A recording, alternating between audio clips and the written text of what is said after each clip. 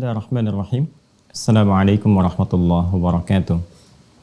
Alhamdulillahi wa kafa. Wassalatu wassalamu ala rasulillahil mustafa wa ala alihi wa sahbihi wa man wafa wa ba'd.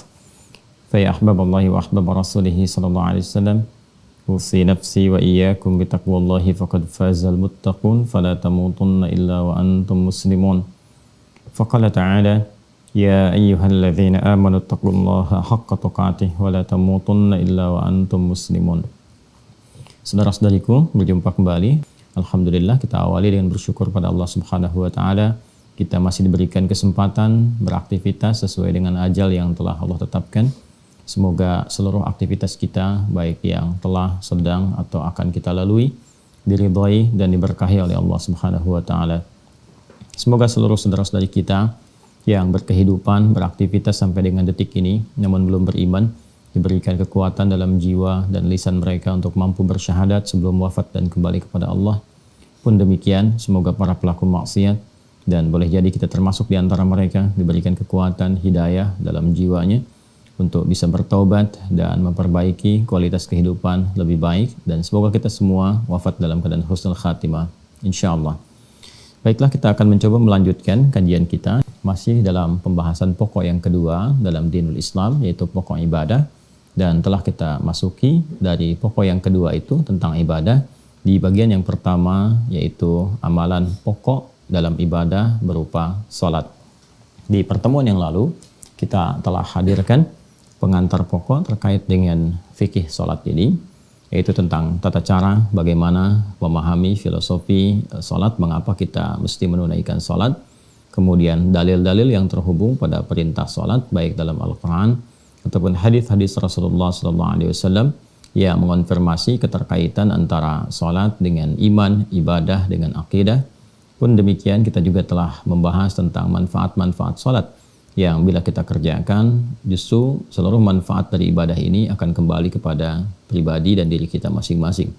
Untuk itu, tentunya kita berharap bahwa saat kita dapat menunaikan sholat ini, mengonfirmasi kekuatan iman dalam diri kita.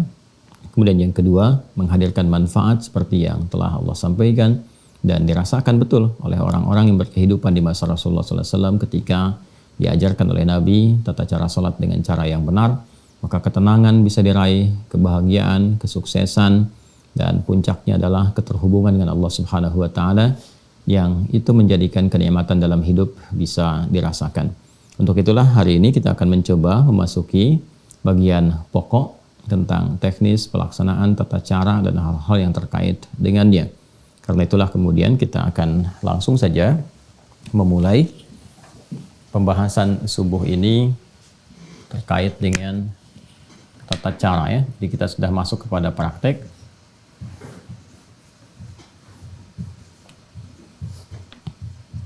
Tata cara salat.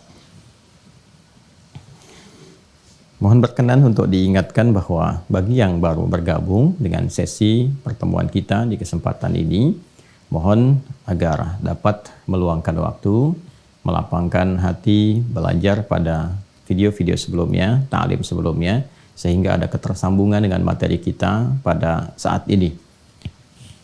Tata cara sholat, ya.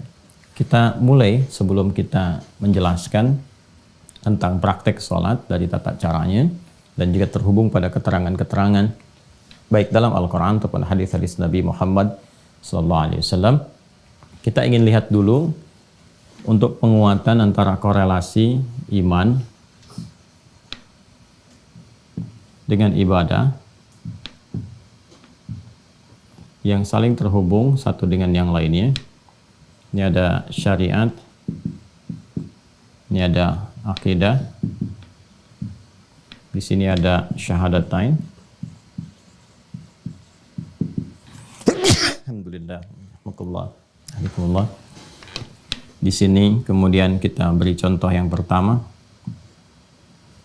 Ini tertukar, ya. Di sini akidah, di sini syariat. Di sini akidah, di sini syariat. Kemudian ini syahadat, wujudnya syahadatain. Asyhadu an la ilaha illallah, asyhadu anna Muhammadar Rasulullah. Kemudian di sini pembuktiannya, implementasi dari komitmen syahadatain yang pertama adalah ibadah salat. Jelas ya? Baik. Nah, kita akan masuk ke praktek ini. Sebelumnya, kita turunkan dulu definisi para ulama tentang sholat ini. Ya, kalau kita tuliskan dalam bahasa Arabnya, kurang lebih seperti ini. Kita ambil yang umum saja. Ya, seperti ini ya. Nanti turunannya juga bisa demikian, seperti ini. Bisa ditulis begini. Ya, bisa dalam bentuk jamak seperti ini, sholawat. Jelas ya? Pelan-pelan. Ini bentuknya bisa begini, 1, 2,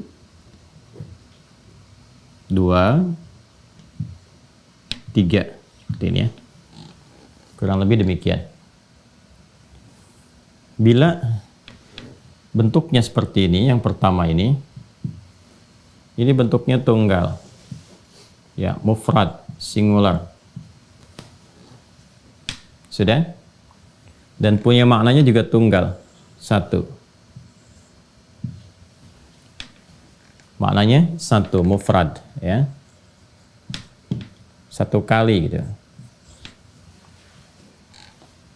Bila disebutkan yang seperti ini bentuk ini, alif, lam, shad, lam, waw, terus di atasnya waw ini dekat ke lam ini ada alif tegak begini, ya. Kemudian ta marbutah. Ini pun bentuknya secara bahasa bentuk tunggal, tapi memiliki makna yang mencakup juga jamak. Maknanya, secara makna bisa mencakup jamak. Pelan-pelan ya, ini supaya mengerti betul, supaya paham betul sebelum ke praktek. Diulang ya. Kalau bentuknya begini, alif, lam, shad, lam, alif, ta. Maka ini bentuk tunggal. Ya, jadi tulisan seperti ini, bentuknya tunggal. Dan mengandung maknanya pun tunggal, mufrad, singular, 1 kali. Kalau bentuknya begini, alif, lam, shad, lam, waw, kemudian ta marbutah, dan di sini antara lam dengan wawnya ada fathah tegak, ya. Ini bentuk ini tunggal juga bentuknya, ya, secara kata, tapi maknanya bisa mengandung unsur jamak, ya. Contoh misalnya, kalau saya katakan bentuk seperti ini tunggal tapi mengandung unsur jamak, meliputi sesuatu yang banyak, seperti al-ins, ya, atau insan. Baik, kalau disebutkan al-ins menunjuk pada sifat kelembutan, keramahan, penampakan, insan, totalitas aktivitasnya, itu kan bentuknya tunggal, ya kan? 1. Tapi dia mencakup cakupan yang luas, baik laki-laki atau perempuan. Insan itu kan manusia, mau manusianya laki-laki, mau perempuan dan sebagainya. Jadi ada satu bentuk, satu kata yang dalam bahasa itu cakupannya bisa luas, bisa mencakup banyak, ya. Jadi ini secara diksinya, tulisannya, bentuknya tunggal. Ini yang pertama, maknanya juga tunggal. Ini bentuknya tunggal, tapi maknanya bisa jamak, bisa banyak. Ya, alam, ya, dalam bahasa Arab itu alam, al-alam. Ya, alam itu bentuknya tunggal. Ya, bentuknya tunggal secara kata, tapi maknanya jamak. Mencakup apa saja, mau alam hewan, alam tumbuhan, alam manusia, alam jin dan seterusnya. Ya, kalau mau digabungkan lagi keseluruhannya, dijamakan jadi alamin. Kalau ini dijadikan bentuk jamak yang lafadznya jamak, nih, katanya jamak, lafadz. Lafadz itu kata ya. Lafadznya jamak dan maknanya juga jamak. Maka seperti ini bentuknya. Ya. Ini ya. Sholawat ini. Ini lafadznya jamak. Sudah? Dan maknanya pun jamak.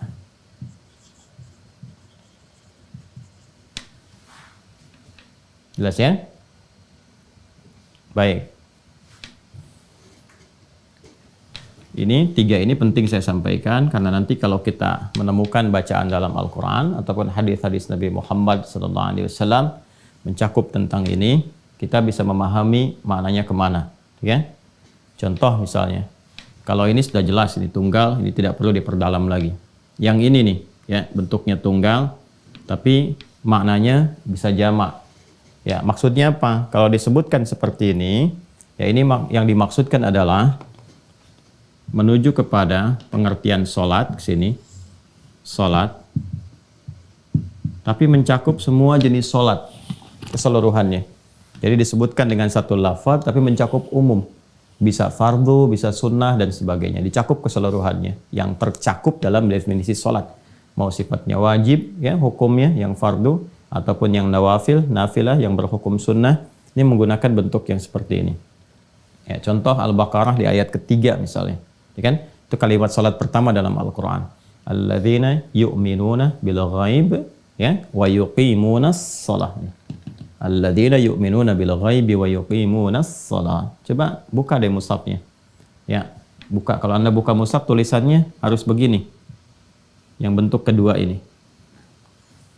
Alif, lam, shad, lam, kan wawu, fathah tegak, tak marbutah. Harus berbentuk yang begini. Ya, bukan yang nomor 3 atau nomor 1. Nomor 2 yang ini.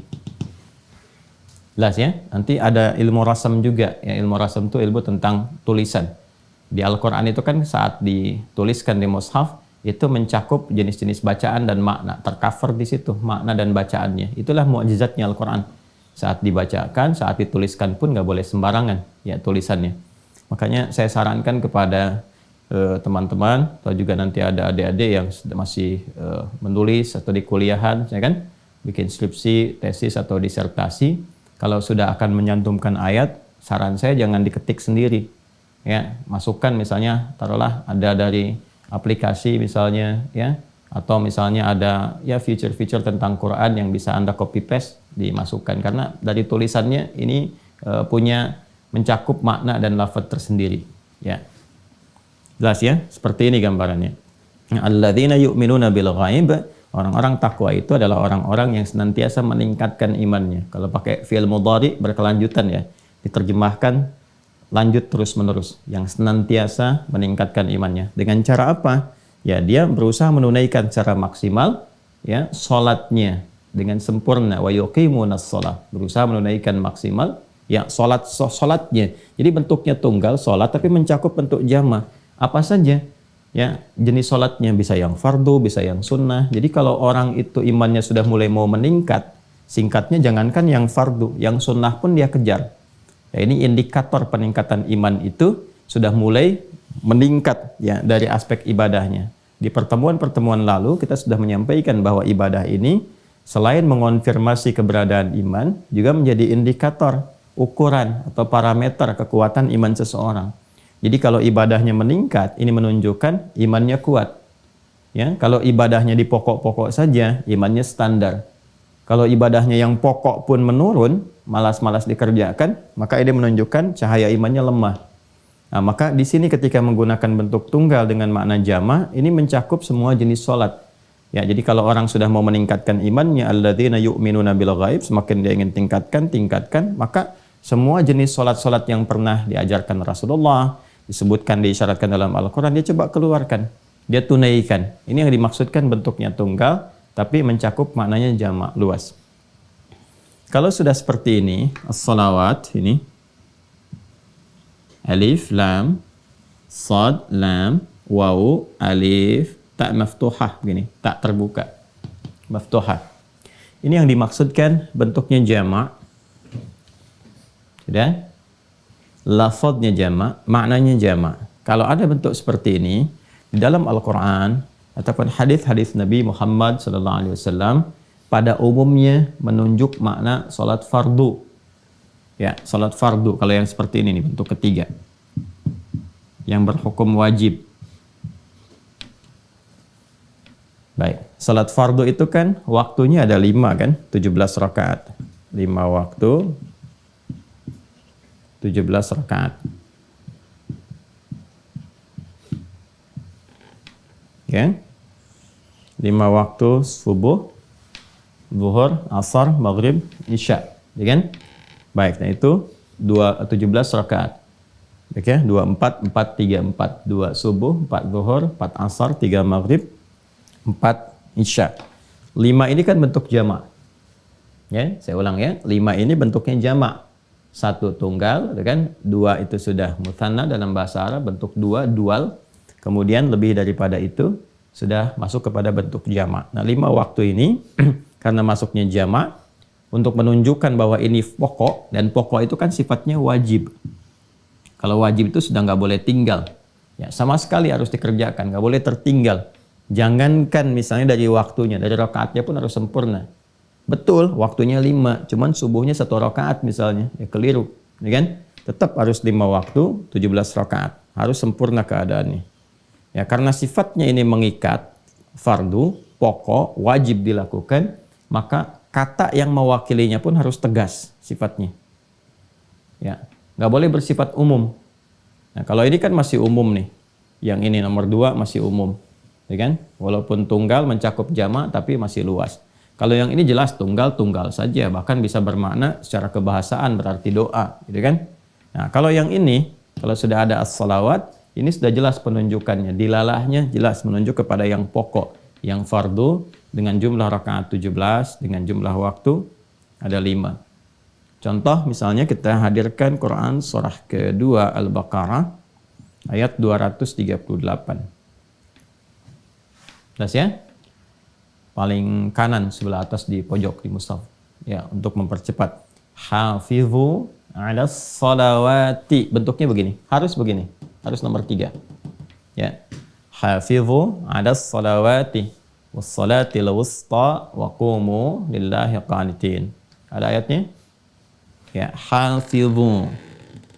Begini ya. Hafizu ada. Nah. As-salawat. Nah, bentuknya harus bentuk ketiga. Ya. Perhatikan. Saya tidak mengetahui di terjemahan Anda yang saat ini pegang mushaf misalnya, atau ada aplikasi yang diinstalkan, ini diterjemahkan dengan apa? Ya, walaupun boleh jadi ini rata-rata yang umumnya terjemahkan dengan jagalah gitu kan. Jagalah oleh Anda sekalian waktu-waktu sholat, ya. Jagalah oleh Anda sekalian ya sholat-sholat yang telah ditetapkan. Jadi kalau sudah bentuknya begini, ini yang dimaksudkan sholat fardu yang pokok. Ya, jadi jangan sampai tinggal nih, jangan sampai waktunya berkurang atau rakaatnya tidak tepat. Ini sudah sempurna ya, nggak usah kreatif.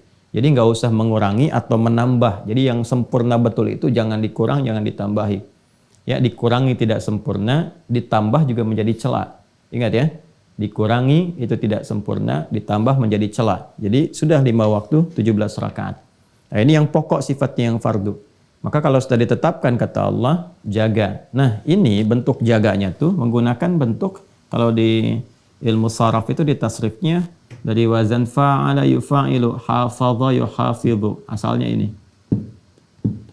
Hafadha yuhafidhu. Ini. Ya. Bukan menggunakan kata hafidha yahfadhu. Yang begini bentuk yang enggak ada alifnya. Sebentar ya, kita detilkan dulu supaya mengerti betul apa yang kita kaji. Kalau begini, nggak ada alif, hafidha, ini menjaga.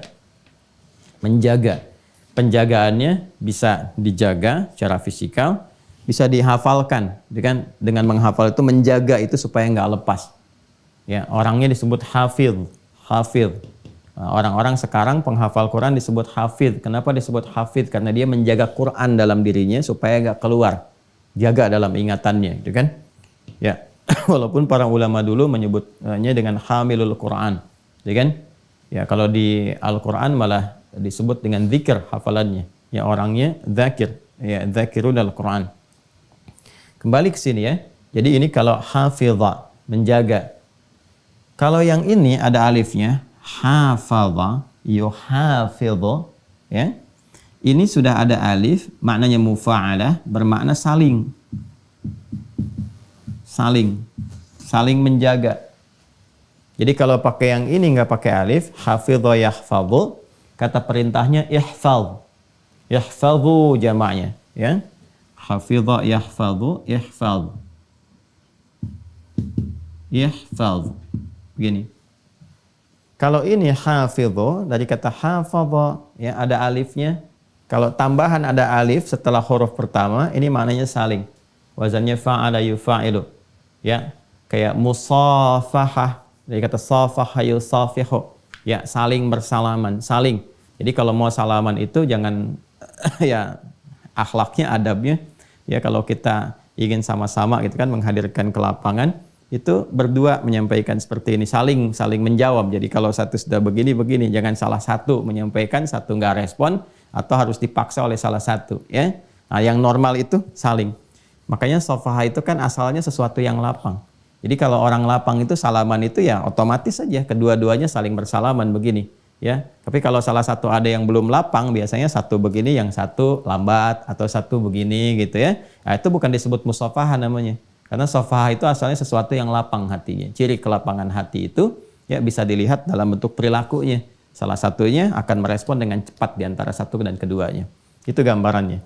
Nah, ini hikmahnya apa menggunakan turunan dari kata hafadha dan kata perintahnya hafidhu, menunjuk makna saling ya, untuk memberikan kesan bahwa saking pentingnya yang fardu ini, yang pokok ini, yang wajib ini ya, dan diwajibkan oleh Allah untuk memaksa manusia, hamba-hambanya, mendapatkan rahmat Allah. Karena ada orang-orang yang belum paham gitu kan, bahwa sholat itu penting untuk kebahagiaan, sholat itu penting untuk kesehatan, jiwa, fisik, dan akal. Sholat itu penting untuk ketenangan, gitu kan? Dan turunan-turunan lain yang telah kita bahas di pertemuan yang lalu. Sedangkan Allah itu kan maha pemilik rahmat yang sempurna, luas rahmatnya. Wasiat rahmatuh, ya, sangat luas rahmatnya, disebut dengan Rahman, ya, dinamakan dengan Rahim. Saking luasnya itu Allah sampai memaksa. Kalau nggak sayang nggak akan dipaksa. Ya, jadi biarkan aja suruh milih. Tapi karena Allah sayang supaya hidup kita itu bahagia, hidup kita itu sukses, nyaman, ya kan? Bahkan diperdengarkan dalam pendengaran kita setiap hari, setiap berganti waktu di setiap hari, ya kan? Dari subuh masuk ke siang perdengarkan lagi, ke sore perdengarkan lagi, maghrib sampai mau tidur diperdengarkan. Ya, hayya 'alas shalah, salat, hayya 'alal falah, gitu kan? Bukan buat beban, bukan untuk jadi beban, supaya kamu bahagia, sukses. Sebab ini hukum kehidupan begini, sunatullahnya begini, dari dunia sampai kamu ke alam kubur sampai ke akhirat. Sudah ada sistemnya, Allah yang Maha tahu, ya kan? Dan tanda kepatuhan kita kepada Allah. Dipaksa itu hukum wajib ini sifat memaksa karena sayang. Ilustrasinya begini secara sederhana ya. Walaysa kamitslihi syai'. Orang tua itu kalau melihat ada sesuatu yang penting, anaknya ngeyel, dipaksa kan? Udah kamu pergi aja. Kenapa sih? Nggak usah banyak tanya. Nah kan, kalau udah banyak tanya-tanya begitu, udah langsung disiapin, dipaksa gitu kan? Ya kalau perlu ditarik dan sebagainya. Pada sesuatu yang sangat penting. Ya, hari mau wisuda masih santai-santai, udah tahu macet masih santai-santai, akhirnya kan dipaksa kan, ya, dan seterusnya gitu, dan macam-macam lah yang mungkin bisa terjadi dalam kehidupan kita. Nah ini seperti itu, Allah itu Rabbi Rahman, ibu punya rahim, ya, di tempat itu disayang-sayang luar biasa, sedangkan Allah maha pemilik sifat semuanya, maka wajar kalau menetapkan hukum wajib itu untuk memberikan kesan rahmat yang sangat luas, ya. Nah ini, saking pentingnya ini, diminta kita itu saling menjaga. Karena boleh jadi yang satu itu tidak ingat. Ya, lupa. Atau tidak sadar. Kan itu sudah wajar ya. Kalau sudah lupa kan suka nggak ingat gitu kan. Nah ini kalau satu itu lupa, tidak tahu waktu, yang lain mengingatkan. Ya, makanya sifat saling itu diikat erat sampai dengan adzan. Adzan itu kan satu-satunya sekarang. Itu kan panggilan di muka bumi ini yang tidak pernah berhenti 24 jam. Kalau mau jujur diurutkan semuka bumi, silahkan cek. Ya, dan itulah hikmahnya menjadikan setiap waktu itu kan punya perbedaan-perbedaan waktu. Ya, coba kita lihat di Indonesia aja. Jangan skup Indonesianya lah, skup provinsinya aja. Ya, dari Sabang sampai Merauke. Saya misalnya sekarang di Jawa Barat misalnya saat ini. Ya, coba bisa dilihat di Bekasi dengan di Bandung, ya, atau nanti ke Bogor, ke Depok dan sebagainya, itu bisa ada perbedaan waktu. Baik dari detik sampai ke menit. Jadi menariknya satu tempat pun sini adzan, selesai, tempat ini adzan. Terus adzan. Kalau kita lihat tuh 24 jam gak berhenti tuh. Ya, untuk menunjukkan kesan bahwa ya hidup manusia itu harus bahagia, harus sukses, jangan lupa harus tenang dan sebagainya. Kuncinya ini. Ya, kadang-kadang memang ada yang aneh dalam kehidupan tuh. Minta diberikan jalan tapi jalannya nggak ditempuh. Ya, diberikan jalan sholat malah pilih jalan ninja. Ini jalan ninjaku, bukan. Jalan sholatmu itu yang harus diambil. Itu kebahagiaanmu itu ada di situ gitu. Suksesnya ada di situ. Kenapa harus cari yang lain? Ya kan? Ya, jadi ini gambarannya ya. Ya, jadi disinilah penting kemudian ini diterjemahkan dalam bentuk perilaku. Karena itu wajar kalau dalam kehidupan, awas ya, karena ini fitrah. Ini sudah firman Allah. Kalau sudah firman melekat jadi fitrah. Ya, karena itu wajar kalau tiba-tiba kemudian ya ayah ibu bisa mengingatkan anak, nah sudah adzan, oh iya mah, karena ini sifatnya sudah melekat, ya kan? Atau anak bisa mengingatkan orang tua atau bahkan teman, atau yang paling dahsyat yang belum beriman teman anda, ya jalan dengan anda adzan itu bisa mengingatkan, sudah adzan dulu, apa kamu nggak sholat dulu tuh, ya?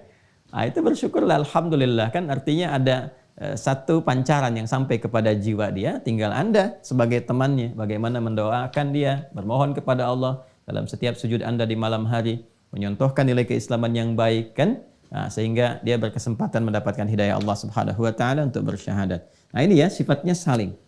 Nah, ini kalau kita bawa ke dalam kehidupan berkeluarga atau kehidupan sosial misalnya, ada dipraktekkan. Saling itu kan wasilahnya banyak. Bisa dengan lisan mengingatkan bagi yang tahu kan, atau nanti dibuatkan jadwal-jadwal sholat, tempel tuh ya, kalau perlu ditempelkan di dinding misalnya, di kamar, di meja makan, nggak apa-apa, ditempelkan aja waktu-waktu sholat itu ya, supaya diketahui ya. Kalau mau ditempelkannya ya dengan kreativitas deh ya, waktu sholat, waktunya kamu bahagia ya, engkau mencari kebahagiaan, ini waktunya, engkau mencari kesuksesan, ini jalannya ya, dan seterusnya. Jadi kita tuh paham begitu melihat waktu sholat, nah ini nih waktu bahagia saya nih ya, waktu curhat saya, waktu sukses saya ini. Jadi cara-cara seperti itu memberikan ibadah itu ternikmati, memberikan kesan ternikmati. Nanti dengan pembelajaran kehusyuan bisa hadir. Bagaimana caranya kita nikmat ibadah ya, dan khusyuk dalam menjalaninya, nikmat, senang, nyaman dengan memahami hikmah di balik itu. Kemudian juga khusyuk dilahirkan dari pemahaman ya tentang tata cara pelaksanaannya. Sudah paham ya? Kalau sudah mengerti ini semua, baru nanti sebelum masuk ke praktek, kita jelaskan dulu ya maknanya, definisinya, artinya. Dari definisi itu baru diketahui praktek. Jelas ya? Baik. Kalau kita ingin turunkan definisi, maka kita gunakan dulu dari kata yang paling awal ke sini ya. Salat. Tuliskan dulu ke sini. Salat secara bahasa, secara etimologi. Nah, di Islam itu Masya Allah ya, tradisi keilmuannya itu luar biasa gitu. Jadi semua hal yang akan dikaji itu selalu diawali dengan definisi dulu, untuk membatasi ruang pembahasan ya, supaya tercakup apa yang akan dibahas dan mengeluarkan yang tidak penting, yang tidak perlu dibahas, ya kan? Dan esensi-esensi pembahasan itu terkumpul dengan sempurna dan memberikan kesan penguat yang dimaksud, yang mau dibahas itu dalam aspek ini ya, bukan aspek-aspek yang lain, sehingga disebut ta'rif itu al-jami' wal mani' ya, al-jami' wal mani', yang mencakup dan melarang, mencakup semua yang akan dibahas, melarang yang tidak terkait supaya masuk ke dalamnya ya. Ini gambarannya. Jadi secara bahasa dulu, kalau bahasa nanti ini memiliki keumuman makna, mau ditarik kemanapun ya itu bisa memungkinkan.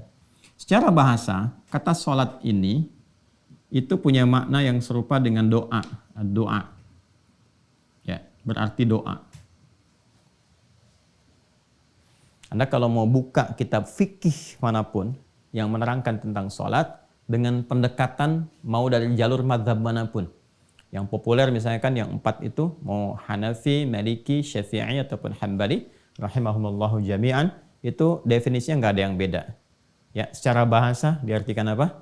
Doa. Ya, disebut dengan demikian karena memang isi sholat itu seluruhnya doa. Umumnya doa, permohonan-permohonan kita kepada Allah Subhanahu wa ta'ala. Inna salataka sakanul lahum. Ya, dan doakanlah mereka Muhammad SAW, sungguh doamu atau sholatmu atau doamu itu ya, itu akan menenteramkan bagi mereka. Nah, perhatikan baik-baik. Selalu ada pertanyaan begini. Awas ya. Nah, ini detailnya. Jadi di bahasa Arab itu ada detail. Kalau kita ngaji di ilmu bahasa, ada detail. Kalau sholat itu sama dengan doa, kenapa nggak disebut doa aja? Jelas ya? Kalau sholat sama dengan doa, kenapa nggak disebut doa aja? Ya, nah inilah uniknya dalam bahasa Arab itu ada kekayaan literasi kata gitu ya. Jadi satu makna itu ya atau satu kata itu maknanya bisa berbeda dengan kata yang lain yang kadang-kadang orang-orang awam mengartikannya dengan serupa. Ya, seperti pujian itu ada detil ya. Ada alhamdu, ada asthana misalnya. Ya, kapan itu digunakan? Seperti duduk, ada jalasa, ada qa'ada. Kapan itu digunakan? Ada detilnya. Jadi kalau kita katakan sholat itu doa, kenapa nggak disebut doa aja ibadahnya? Gitu kan? Ya, Anda bisa katakan begini, wah kalau doa kan sifatnya masih umum, ya kan? Tapi sholat kan khusus, boleh seperti itu, ya. Nah, hanya detilnya adalah kita temukan di kalimatnya, gini. Kita temukan di kalimatnya. Perhatikan baik-baik ya.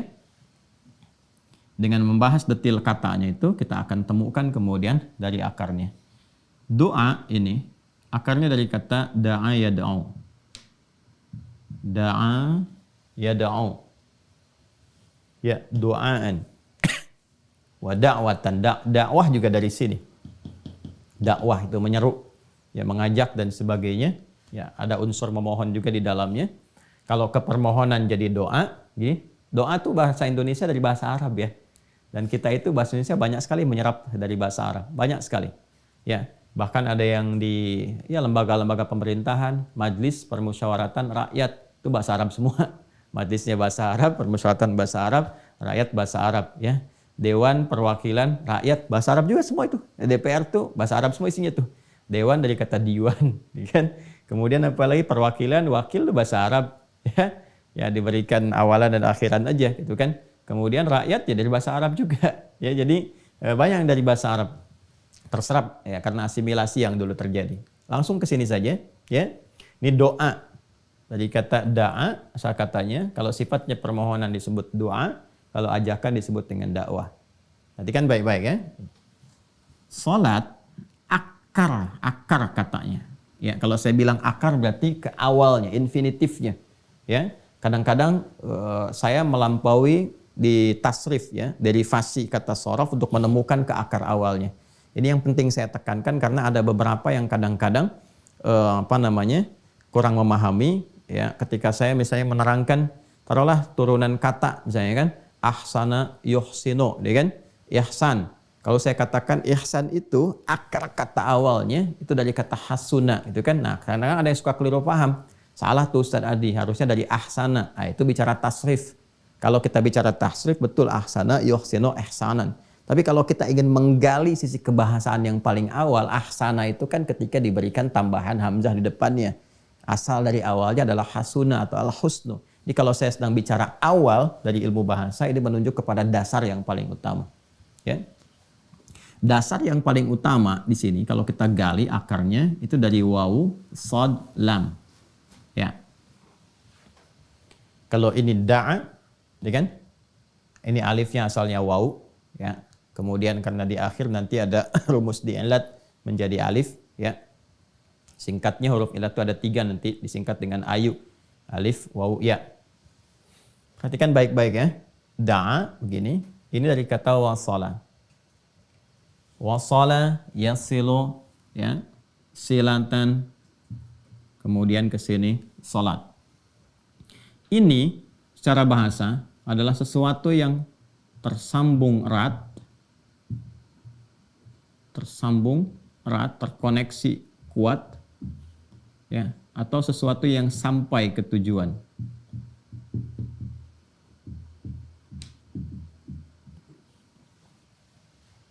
Pelan-pelan ya. Kita masih bahas pengertian bahasa nih. Wasala itu dasarnya sesuatu yang tersambung erat atau sampai ke tujuan. Ya kan? Makanya ada dari sini kata wusul. Wusul itu sampai. Ya. Wasala Muhammad fi Sumatra ya, ams sa'ah 7 sabahan. Ya, Muhammad sampai di Sumatera kemarin jam 7 pagi. Ya, itu sampai ke tujuannya. Jelas ya? Sesuatu yang tersambung atau terhubung secara erat. Juga akarnya dari sini.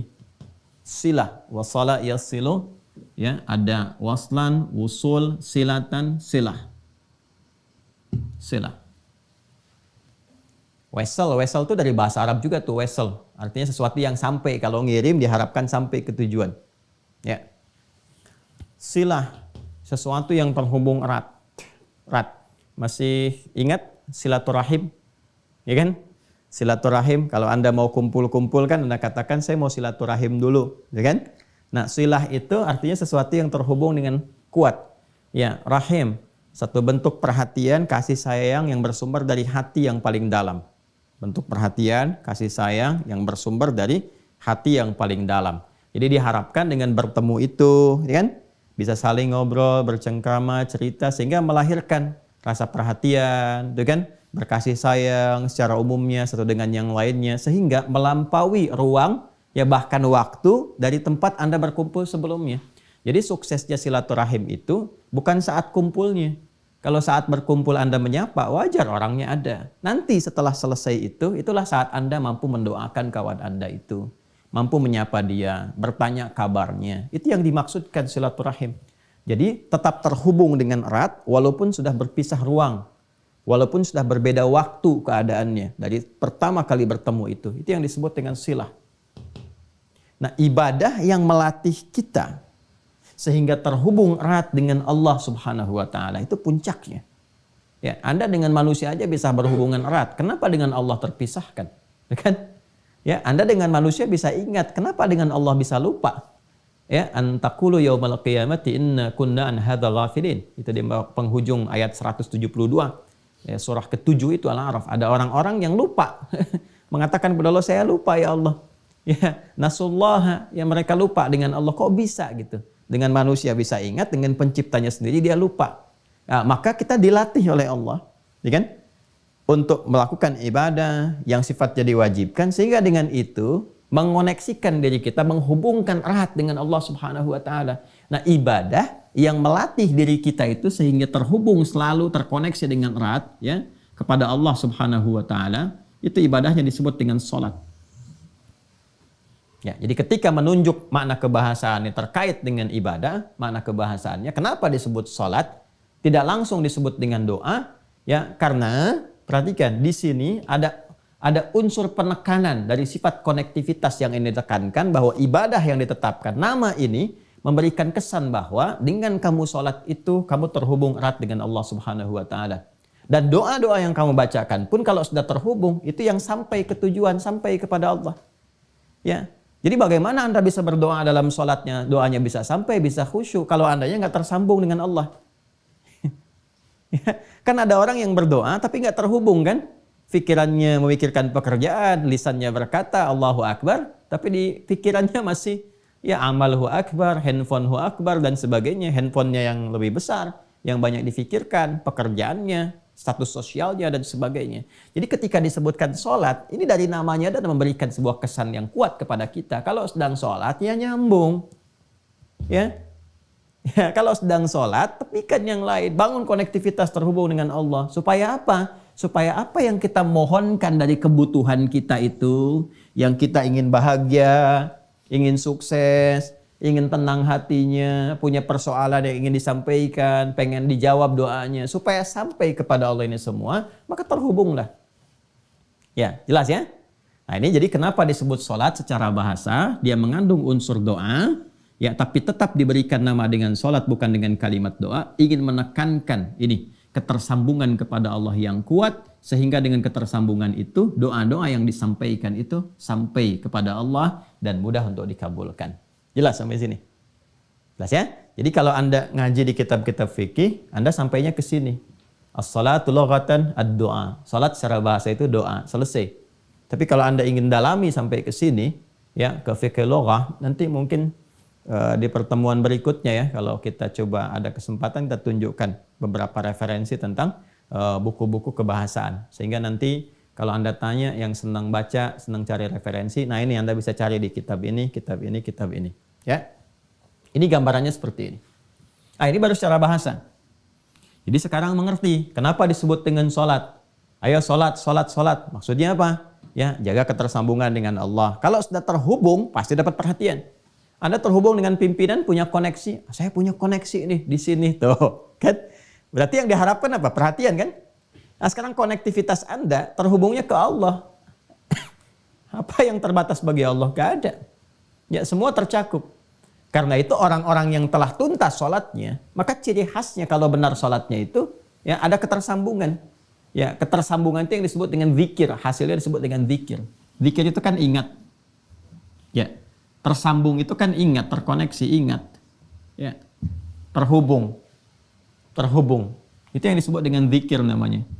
Ya, sehingga ketika kita pun diminta oleh Allah menunaikan sholat, balik lagi ke Quran surah ke-20 Toha ayat ke-14. Itu faidahnya untuk menyambungkan keadaan kita dengan Allah. Ya, lihat kalimatnya. Innani anallah. Sungguh akulah Allah, aku tegaskan kata Allah, akulah Allah. La ilaha illa ana. Allah menegaskan gak ada Tuhan yang layak dipertuhankan dan disembah kecuali aku kata Allah. Fa'budni. Maka sembah aku, buktikan keyakinanmu dengan menyembahku. Gimana caranya ya Allah? Wa aqimis shalah. Tunaikan lewat salat. Salat disebut salat. Ya, apa yang menjadikan saya mendapat manfaat dari salat itu ya Allah? Hikmahnya apa? Kenapa disebut salat? Lidzikri. Lidzikri itu kalimatnya. Supaya ketika kalian menunaikan salat itu terkoneksi denganku, ingat kepadaku. Ini. Karena itu orang yang telah tuntas salat, telah selesai salatnya, telah dia kerjakan, itu keberhasilannya diukur dengan kadar zikirnya. Ingat nggak kepada Allah? Ya, buka Quran surah ke-4 An-Nisa ayat 103.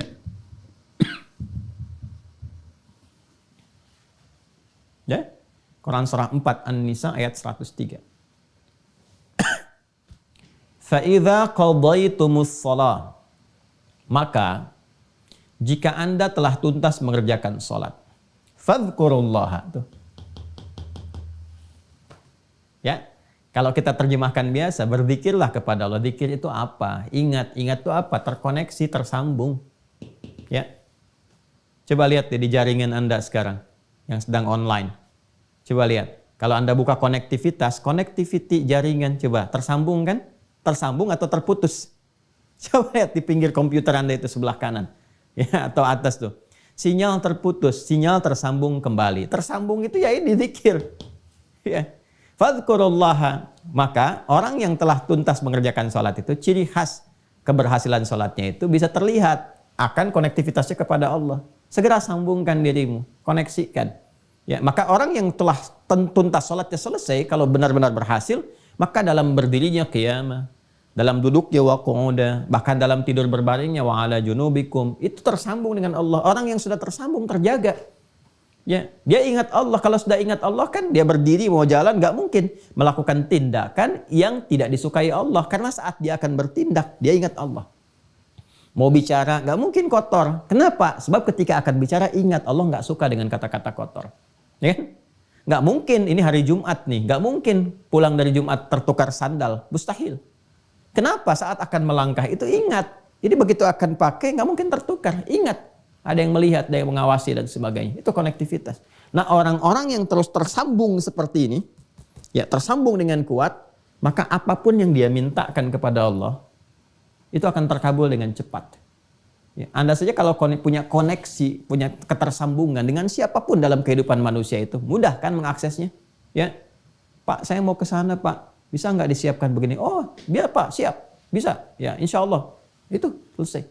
Sekarang apa yang mustahil bagi Allah? Minta dikabulkan. Ada orang-orang yang saking kuatnya konektivitasnya kepada Allah, belum minta sudah dikabul. Karena Allah Maha mengetahui apa yang dirasakan hamba itu dan menjadi bagian kebutuhannya. Ya, kebutuhan hamba. Ini gambarannya. Nanti kalau sudah masuk ke bagian fase yang agak akhir-akhir, kita akan bahas. Nah, kenapa setelah sholat nanti ada zikir? Itu salah satu hikmahnya. Untuk menguatkan koneksi. Karena ada orang yang saat sholatnya belum terkoneksi kepada Allah. Ya, rukunnya benar. Ya, secara praktikal, tapi hatinya kurang khusyuk. Itulah sebabnya kenapa setelah sholat zikirnya ditambah untuk menguatkan konektivitas itu supaya betul-betul nyambung. Nah ini saya ingin menjelaskan dari sisi kebahasaan dulu sehingga paham. Jadi kalau menemukan kata sholat di Al-Quran, di hadis, bahkan di kitab-kitab fikih kita mengerti, ya jelas ya. Dan manfaatnya selalu kaitkan ke sini. Di Islam tuh nggak ada yang tidak terkorelasi. Jadi selalu apa yang dikerjakan punya hikmah, punya makna dan punya manfaat. Baru sekarang secara istilah. Istilah itu kalau sudah disebutkan, itu membatasi ruang yang akan dikaji atau diuraikan sesuai dengan frame istilah yang dimaksudkan. Dalam istilah apa? Ya, apakah dalam istilah fikih, ya, sunnah dalam istilah fikih nanti berbeda dengan istilah usul fikih, berbeda dalam istilah ilmu hadis, ya. Nah, sekarang sholat secara umum disebut doa. Barangkali juga nanti yang lain-lain bisa menyebutkan tuh umat ini sedang sholat, ini sedang sholat, sedang sholat. Yang dimaksudkan dalam istilah fikih Islam. Ya, kalau dalam Islam ini yang dimaksudkan sholat. Ya, istilah ini mengonfirmasi yang bahasa. Bahasa ini kan mencakup tadi makna ketersambungan. Dari sini mendapatkan feedbacknya berupa manfaat, kan? Manfaat dalam kehidupan dan seterusnya. Nah, kalau sudah begini kan kita tanya bagaimana caranya, kan? Ya, karena sholat yang kita kerjakan itu harus menyambungkan diri kita, terkoneksi penghambaan kita kepada Allah. Sedangkan ada orang-orang sholat nggak mendapatkan manfaat karena koneksinya ini terputus. Ya, ada yang lemah. Gitu aja lah, kan kita ini sholat tuh online, kan? Online itu kan terhubung. Ya, sekarang Anda sedang online. Kalau sinyalnya jelek, koneksinya putus, bisa nggak sekarang menyimak? Tidak bisa. Ya, bagaimana Anda bisa menyimak dengan baik, bisa khusyuk? Kalau putus-putus kan ini buffering nih, muter-muter. Nah, ada orang yang sholatnya buffering tuh. Di kepalanya muter-muter, dunia macam-macam. Ya, padahal mijit nomornya benar. Kan nomornya kalau online sholat kan 24434 tuh kan online-nya. Hotline sholat tuh 24434. 2-nya subuh, 4 duhur, 4 asar, 3 maghrib, 4 isya. Bikin status tuh, udah hotline belum hari ini? Hotline ritual, tuh kan? Itu kan ada orang yang betul mijit nomornya, cuman jaringannya, ya sinyalnya nggak kuat. Ya itu jaringan-jaringan tubuhnya tuh, yang otaknya yang macam-macam kemana-mana, makanya nggak terkoneksi. Nah, sehingga dari situ manfaat gak didapatkan. Ya, bagaimana untuk mendapatkan itu semua? Kita bertanya cara, kan? Teknisnya bagaimana nih? Ya, diinstal dulu tuh semuanya masuk, ya. Mohon maaf ya kalau bahasanya kita agak kembangkan sedikit ya, supaya kita bisa mengerti, karena dunia di setiap eranya itu kadang memiliki ragam bahasanya sendiri gitu, supaya ketersambungan itu ada. Caranya bagaimana? Ya kan? Teknisnya seperti apa? Supaya ini kita bisa install dengan baik, caranya bagus, tersambung, manfaatnya dapat. Kalau sudah bicara begini, maka ini harus dibatasi dalam pengertian istilah untuk menghadirkan teknis, tata cara, keterkaitan tentang penunaian sholat yang dimaksudkan. Maka kalau kita buka dengan penjelasan istilah, selalu dibuka dengan kalimat ibadah. Mengonfirmasi bahwa sholat yang kita kerjakan itu adalah masuk dalam ranah ini. Anda silahkan kalau buka kitab fikih manapun, ya yang paling standar, itu pengertian sholat itu selalu dibuka dengan kalimat ibadah. Ibadah yang dibuka kan, dengan takbir, diawali dengan takbir, dan ditutup dengan salam. Nih, secara umum dulu. Awas, kalimat ibadah ini mengonfirmasi bahwa sholat yang ditunaikan itu masuk pada kategori pokok yang kedua. Dari 4 pokok itu. Ada akidah, ada ibadah, ada muamalah, ada akhlak. Sholat masuk pada kategori ini. Ketika disebutkan ibadah, konsekuensi keduanya mengonfirmasi dari iman. Artinya apa? Kalau dia sholat, berarti dia beriman. Seperti hadis yang kemarin saya sampaikan. Jelas ya? Dan ayat yang tegas menyampaikan, wa ma kana Allahu liyudhi'a imanakum. Ya kan? Artinya kalau ada orang nggak sholat, nggak ibadah, mengonfirmasi bahwa ada persoalan dalam imannya. Apalagi kalau dia mengaku muslim, mengaku beriman, nggak sholat. Nah, ini persoalan serius. Ya? Nah, ini gambarannya. Ibadah yang dibuka dengan takbir, ditutup dengan salam, yang tata caranya, teknisnya diatur lewat penjelasan Nabi SAW. Penjelasan dan contoh Rasulullah SAW. Ibadah yang dibuka dengan takbir, ditutup dengan salam melalui aturan dan ketentuan tertentu. Aturan tertentu. Mencakup rukun dan syarat. Awas ya, jadi ada aturannya. Jadi bukan sekedar dibuka dengan takbir, diakhiri dengan salam, baru takbir langsung salam. Tidak. Ya, ada aturannya, ada ketentuannya, ada caranya, ada prakteknya. Awas, pelan-pelan ya. Nah, ini saya akan kotaki dulu. Ini yang memberikan batas tentang pengertian sholat yang mencakup makna ibadah di dalam Islam, yang dengan penunaian ibadah seperti ini sesuai dengan kualifikasi yang disebutkan, ini yang bisa menjadikan kita sampai tersambung kepada Allah. Mendatangkan kekhusyuan, apa yang kita inginkan itu khusyuk, menikmati ibadah. Dan dampaknya pada kehidupan melahirkan manfaat. Tanha 'anil fahsya'i wal munkar, tatmainnul qulub, falah, dan itu dampaknya dari sini ke sini dulu, nyambung dulu baru dapat. Ya. Makanya yang qad aflahal mu'minun itu, qad aflahal mu'minun, yang akan dapat falah insan beriman itu, sukses, bahagia kapan? Ya alladzina hum fi salatihim, yang mereka itu kualitas salatnya khasyi'un, khusyuk, nyambung dulu. Begitu tersambung, ada kenikmatan dalam salat, minta sesuatu, apa aja dikabulkan, falah dapat. Itu yang dimaksud hayya 'alal falah. Nah, cara ini harus terpenuhi dulu. Untuk khusyuk ada cara. Ya, jadi kalau kita mau ambil di sini, ya, tabelnya begini ya urutannya nih. Caranya dari cara dapat kekhusyuan, ya, dari khusyuk kemudian mendapatkan manfaat. Manfaat ini banyak nanti. Ada terkait dengan dunia, ada terkait dengan alam kubur, ada terkait dengan akhirat. Dan konfirmasi di akhirat saat hisab pertama kali itu sholatnya. Ya, punya koneksi nggak dengan Allah tuh? Ya, tersambung nggak? Ya, dia ada hubungan hamba dengan pencipta nggak? Khalik makhluk nggak? Itu yang pertama dikonfirmasi sholatnya dulu. Ya, inna awwala ma yuhasabu bihil abdu yaumal qiyamati as-salah.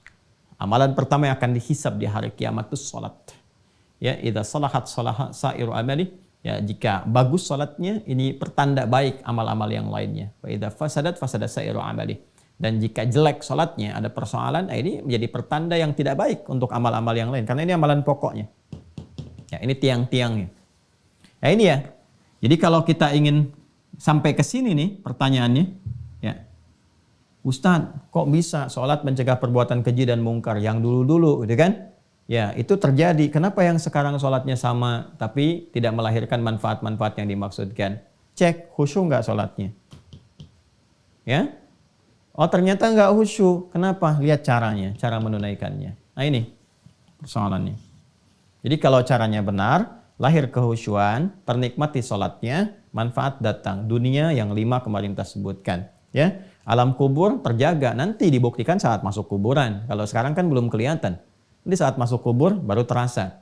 Ya, kalau ingin cepat merasakan, ya nggak bisa juga sesuai ajal. Kalau ajalnya tiba, baru kemudian masuk ke sini. Di akhirat jelas, semua terkonfirmasi, semua jelas. Hadisnya, ayatnya, dan sebagainya. Nah, sekarang kita berada di fase ini. Karena pertanyaannya ini di awal tentang caranya, maka kita akan masuki fase yang ini. Nah, ini pengantar kepada cara. Pokoknya banyak muqaddimah nih. Karena muqaddimah itu dasar pemahamannya. Jadi kalau nggak disampaikan dari sini nih, bisa aja kita langsung bahas. Begini caranya, begini, begitu, dan sebagainya. Tapi kita nggak akan merasakan ya sensasi pembahasan dan pemaknaan yang mungkin bisa mengantarkan kepada motivasi yang kuat untuk menunaikan sholat dengan cara yang benar. Nah, ini kita akan gali, teman-teman, dengan mengambil penjelasan Nabi dulu. Kalau sudah masuk cara kan teknis ya. Kalau teknis kan sudah masuk pembahasan ya dan penjelasan. Kalau sudah masuk penjelasan, porsinya ada di hadis. Ya, di Rasulullah sallallahu alaihi wasallam. Rasulullah sallallahu alaihi wasallam. Temukannya di hadis. Ya, kalau cari dalil perintah di Al-Qur'an. Ya, Al-Qur'an dah menyampaikan perintah-perintah umum seperti ini. Teknis hadis, karena hadis kan bicara tentang contoh dan seterusnya ya. Ya, kalau semua dijelaskan di Quran, betapa tebal Qurannya itu. Karena semua detil ada di situ. Tidak. Itulah indahnya Islam. Yang terkait dengan praktikal bisa dilihat, ada kemudahan. Ya, tapi hal-hal umum yang secara prinsip mesti ada, langsung firman turun. Supaya nggak beda antara lafaz dengan makna. Yuk kita cek dalam hadis. Kita ambil 2 yang paling sahih saja dulu ya. Karena ini baru dasar. Nanti setelah itu baru masuk kitab sunan. Ya, kita ambil di Al-Bukhari. Ya. Diambil tuh dilihat, maksudnya dicek, bukan diambil Al-Bukharinya. Ya, hadis riwayat. Kalau saya sebutkan HR, ya, hadis riwayat. Kalau saya sebutkan QS, Al-Quran surah. Jelas ya? Supaya sepakat dulu ya. Hadis riwayat Al-Bukhari. Nomor hadis 757. Nanti kita buka kitabnya. Kemudian hadis riwayat Muslim, Imam Muslim. Saya dahulukan Al-Bukhari dulu. Nomor hadis 397. Ini insya Allah kalau kitabnya sama, saya kira nggak akan beda ya nomornya. Nanti kita cek nanti ya. Ya, ini saya sudah sering menyampaikan saja, jadi masih agak ingat ini. Kita cek rawinya, sahabat Abu Hurairah. Abu Hurairah, Abdurrahman bin Sakhar. Sudah? Nanti dari Abu Sa'id, dari Abu Hurairah radhiyallahu taala anhu, dari Rasulullah sallallahu alaihi wasallam. Teruskan dulu ya. Kisahnya tentang kisah seorang sahabat ya yang ditelusuri, konon namanya Khalad bin Rafi' Az-Zuraiki. Khalad bin Rafi' Az-Zuraiki. Kalau di hadis gak disebutkan, nanti rajulun saja, di sirah kita akan bisa lacak gitu kan, dan seterusnya. Ada yang menyebutkan ini namanya. Yaitu indahnya Islam tuh terkonfirmasi semua gitu, literasinya tuh nggak memberikan celah bagi kita itu ya untuk bisa menyoal. itu indahnya tuh. Ini semua ada jalurnya, ditutup semua itu. Ya, dan kalau ada yang bermasalah langsung turun statusnya. Ya, dhaif langsung dan seterusnya, sehingga kita nggak ada celah untuk nyoal mau dari sisi mana. Ya, kita buka saja langsung ya ke hadis kitabnya. Saya pakai yang umum dulu ya. Kalau yang umum itu maksudnya yang matannya semua. Kalau pakai syarah itu udah berapa jilid sendiri. Ya, Al-Bukhari kalau pakai syarah Fathul Bari saja udah 18 jilid. Hadis Muslim pakai syarah Imam Nawawi udah 9 jilid. Jadi saya pakai yang ini untuk memudahkan, 1 jilid yang umum semua langsung hadisnya. Yang ini Sahih Muslim ya. Ya. Sahih Muslim nomor hadis 397. Kita lihat Kitabus Shalah. Saya nggak keliru, Kitabus Shalah. 136 Pak kalau nggak salah namanya. 397. Nah ini dia nih. 134 ya, sama 134. Dia nomor hadis 397 di sini. Ya. Ya, sebelah kanan di pertengahan. Saya simpan dulu begini. Yang ini nomor hadis 757. Konfirmasikan dulu. Bismillah. 757. Nah, ini dia. Nih, di sini ya. Halamannya 126 ini. Yuk kita konfirmasi, ini sama nih, ya, ini sama. Nanti ada juga versi riwayat yang senafas dengan ini, tapi nanti lebih lengkapnya lagi. Karena saya pernah sampaikan kan kepada Anda, kalau Nabi menyampaikan, ada yang disampaikan itu 10 orang, ya, yang mendengar atau menyaksikan. Kadang-kadang kalau cerita lagi kepada yang lain kan, ya, isinya sama, tetapi kadang-kadang versi bahasanya berbeda. Ada yang menyampaikan secara singkat begini, ada yang menyampaikan urutan-urutan dari awal, ya kan? Kamu tadi ngaji apa sama Ustadz Adi? Ya, ada 3 yang menyimak secara bersamaan. Itu ceritanya bisa beda tuh, walaupun mungkin yang disampaikan isinya sama. Ada yang mengurutkan, saya tuh ngaji tadi ya, nungguin dari jam 5, ustadznya mulai dari jam 5.20. Ya, ada pembukanya dulu begini. Ada yang langsung nyampaikan, tadi saya ngaji pergi sholat, ya itu pembuka dulu mukadimah sampai 1 jam lebih, ya, baru masuk kepada intinya. Ada yang langsung tadi ngajinya tentang fikih sholat, cara sholat begini, manfaatnya begini, macam-macam. Intinya kan sama, cuma nanti dari gabungan semua itu kita mendapatkan manfaat lebih luas. Itu di ilmu hadis disebut al-jam'u wat taufiq, mengumpulkan semua yang terkait dengan referensi riwayat, lalu diambil petunjuknya kemana arahnya. Nah, itu yang dilakukan. Baik, kita dahulukan Al-Bukhari ya, karena tadi nulisnya di situ di Al-Bukhari. Sekali lagi ini kitab yang Al-Bukhari, halaman 126, ya, nomor hadis 757. Ya, saya bacakan di Kitabul Adzan ya, topik yang ke-10. Bismillahirrahmanirrahim. Qala al-Imam al-Bukhari qala haddatsana Muhammad bin Bashar qala haddatsana Yahya bin Ubaidillah qala haddatsani Sa'id bin Abi Sa'id an abihi an Abi Hurairah radhiyallahu taala anhu. Nah, ini tadi yang saya sampaikan. Hadis riwayat Abu Hurairah. Clear ya? Jelas ya? Baik, jadi rawinya sesuai. Anna Rasulullah sallallahu alaihi wasallam, bahwa Rasulullah sallallahu alaihi wasallam beliau mengisahkan, ya dakhala al-masjidah, satu kali memasuki masjid. Kalau sudah pakai al-masjidah, ya alif lam ini umumnya dipahami Masjid Nabawi. Ya, masuk ke Masjid Nabi. Fadakhala rajulun fasalla. Ya, maka nggak lama setelah itu, ya, jadi begitu Nabi masuk, di belakangnya masuk juga seorang lelaki. Pakai fa, ingat ya, fa pernah saya terangkan. Harfu atfin rabitin baina syai'aini bila hudud, ya, huruf yang menyambungkan konjungsi antara dua peristiwa tanpa jeda. Peristiwa pertama, Nabi SAW masuk ke masjid. Peristiwa kedua, seorang lelaki, sahabat juga masuk ke masjid. Ya. Di awal-awal ya, di awal-awal nih masa-masa keislaman, artinya masa-masa sholat diajarkan. Kan sholat itu diturunkan perintahnya setahun sebelum hijrah kan ke Yathrib, kelak jadi Al-Madinah Al-Munawwarah. Ini di awal-awal masa Islam. Nabi masuk, laki-laki ini masuk juga. Nah ini antara Nabi masuk dengan laki-laki masuk ini, jedanya nyaris tanpa jeda. Jadi masuk, ini masuk. Ikut ya. Kemudian fasalla, orang ini salat. Ya, bisa dipahami nanti kalau kita duga, ini kan baru masuk masjid, berarti kan yang paling gampang tahiyatul masjid kan. Ya, kalau salatnya sudah masuk salat yang fardu pasti berjamaah, Nabi ngimamin salat di belakang Nabi. Redaksinya pasti akan berbeda. Redaksinya orang itu misalnya salat ngikut Nabi, makmum, tapi ini tidak. Ya ini terpisah. Jadi Nabi sudah masuk, orang ini masuk, dia salat. Diduga kuat ini salatnya tahiyatul masjid. Nah, maka sunnahnya saat masuk masjid ya kita tunaikan tahiyatul masjid kalau waktu itu memungkinkan. Tahiyatul masjid itu adalah setiap sholat yang dikerjakan 2 rakaat. Ya di awal kita saat memasuki masjid. Jadi apapun jenis sholatnya tidak dirinci. Ya, idza dakhala ahadakumul masjidah fala yajlisa hatta yusalli rak'atain. Kalau Anda satu di antara Anda itu masuk masjid, maka disarankan tidak langsung duduk ya, kecuali diawali dengan salat 2 rakaat. 2 rakaat itu umum sifatnya apa saja. Ya, kalau Anda misalnya datang bersamaan dengan 2 rakaat sebelum subuh, ya Anda tunaikan 2 rakaat sebelum subuh. Nah, itu sudah masuk kategori tahiyatul masjid juga. Jadi dari penamaannya masuk tahiyatul masjid, jenisnya bisa macam-macam. Ya, bisa 2 rakaat misalnya nawafil, yang sunnah, rawatib bisa. Ya, atau begitu masuk sudah dimulai sholat fardu, jangan sholat sunnah sendirian, tidak. Langsung aja ikuti sholat subuhnya itu. Ya, 2 rakaat itu. Jadi itu sudah ditunaikan, 2 rakaat sudah subuhnya sudah selesai dan itu sudah terpenuhi juga. Ya, untuk penghormatan terhadap masjidnya. Jadi semua jenis sholat 2 rakaat yang kita kerjakan saat kita ada di masjid itu sudah masuk kualifikasi itu. Itu nama umum sifatnya. Nah sekarang saya masuk masjid aja Ustadz, bukan di waktu-waktu sholat yang khusus sifatnya. Bukan di 5 waktu itu. Jam 9 saya ke masjid, ya nggak ada waktu sholat khusus tertentu. Bagaimana?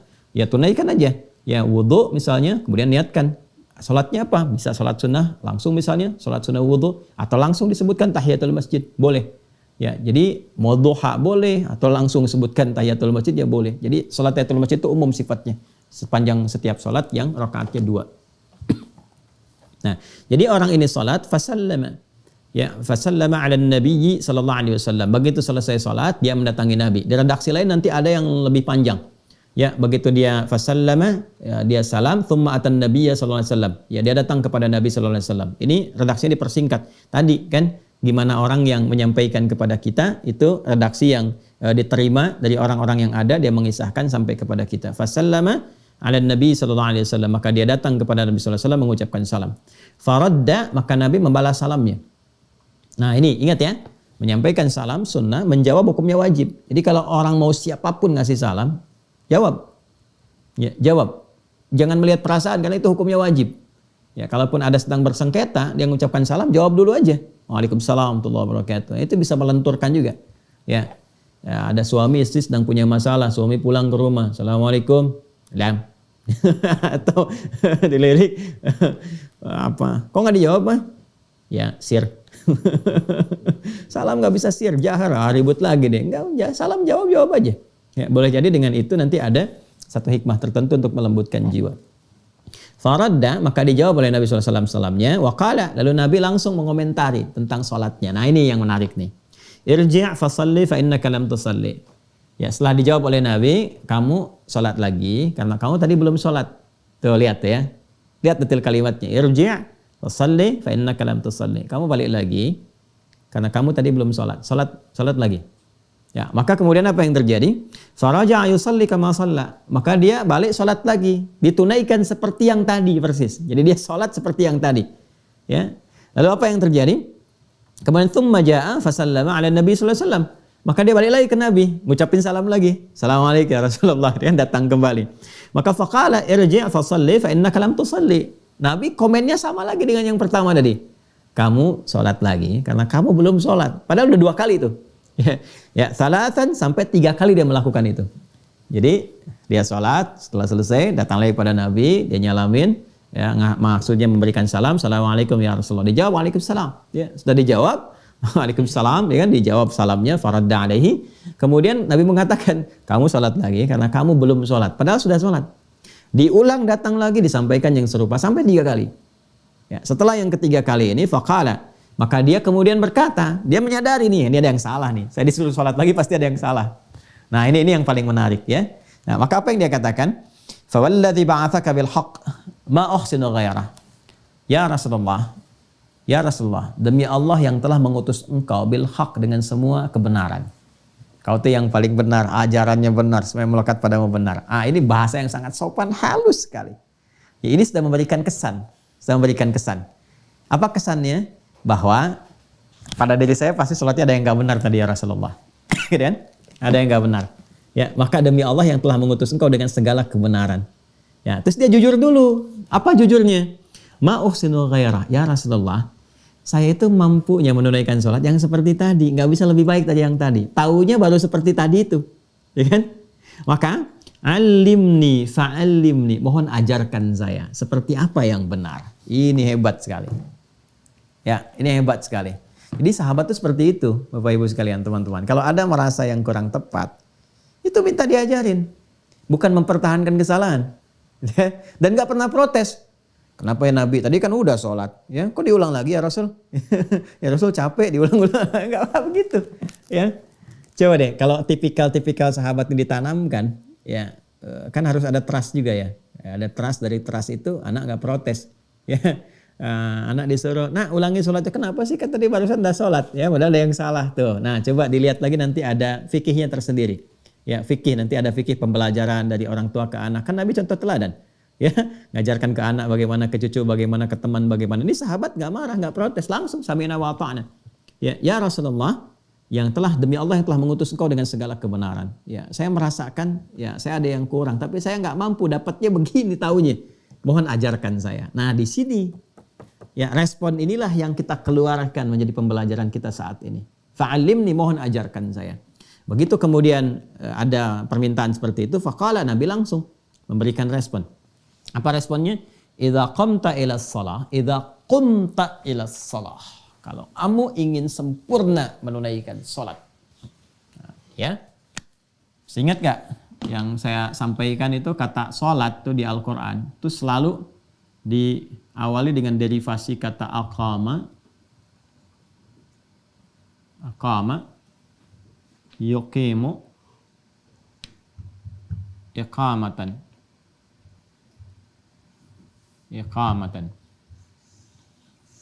Atau nanti praktikalnya bisa ke kata dasar asalnya qama yaqumu.